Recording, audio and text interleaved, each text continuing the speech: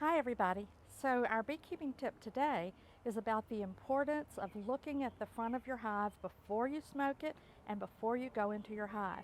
You can get a whole lot of information about your hive just by looking at the front. This hive last week had a brand new queen.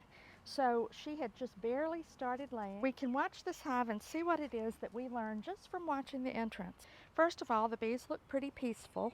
It's a hive that has decreased in population. There have usually been way more bees coming in and out, but they swarmed about 3 weeks ago, and so they have not built their population back up because the new queen had just started laying last week. They had a new queen, and I could see the beginnings of brood being laid, but she had only laid on one frame. So now what we're watching for is to see how she's doing, and one of the ways we'll know that is to see if we see any bees flying in with pollen on their legs. One thing that we can tell from looking at the front of this hive is we've had a whole lot of rain in Atlanta during the nectar flow, and so the nectar flow was interrupted by the rain and wind. There was a lot of rain, a lot of wind, and I saw more tulip poplar blooms on the ground than I did on the trees. And nectar flow from the tulip poplar tree is what makes our nectar flow in Georgia. I'm sure in your part of the country it's something else, but you know what it is.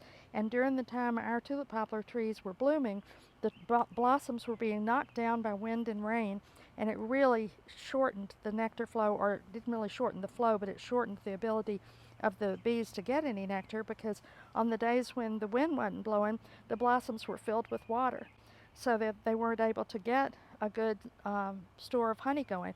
This hive has one box that's full of honey, and they need that for the winter, and I would really love to be able to harvest from them. Now, a second thing that you can do when you're looking at your hive and you want to see how the bees are landing is to do a slow motion video. I just learned this from my friend Deb, who does this all the time at the front of her hives.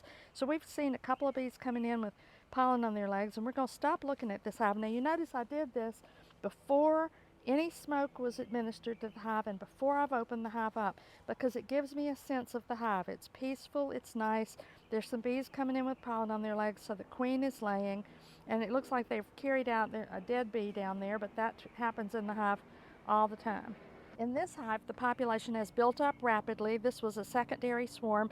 As soon as the queen got mated and started laying, she has been going to town ever since. So you can see there's a much more active population in this hive. The bees are bringing in, I assume, some nectar and some supplies. So as you watch, you'll see these bees trying to make their way onto the landing area of the hive. There's no air traffic control, and they clearly could use some. But you'll notice that the ones with pollen, like the bee that just landed, all are bringing in light yellow pollen.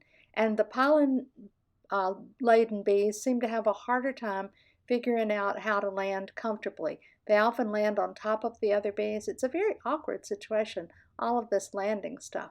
And I find that very, very interesting. I wonder how often workers get injured in the process of landing. I've seen them land and actually push the bee with the pollen on her legs, on her side, into the hive. It can be quite entertaining, but I'm sure it's painful for the bee. So I would encourage you to try putting your phone on slow motion and watching your bees on your computer to see how they land as they come into the hive in this way. So now you've learned that you can learn a lot from just looking at the front of the hive. Sometimes if it's August and the bees are hungry, you'll see intruders that are trying to get into the hive. You'll see bald-faced hornets, or you'll see European hornets that are trying to get into the hive, and you can watch the bees be defensive.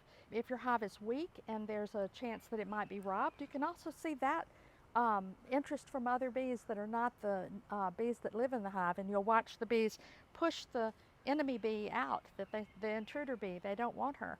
So you can learn a lot from watching the front of your hive. You can get a sense of how big the population is. You can get a sense of how the bees are behaving with one another, and you can certainly see how they land as they enter the hive. They need an air traffic control system, wouldn't you say?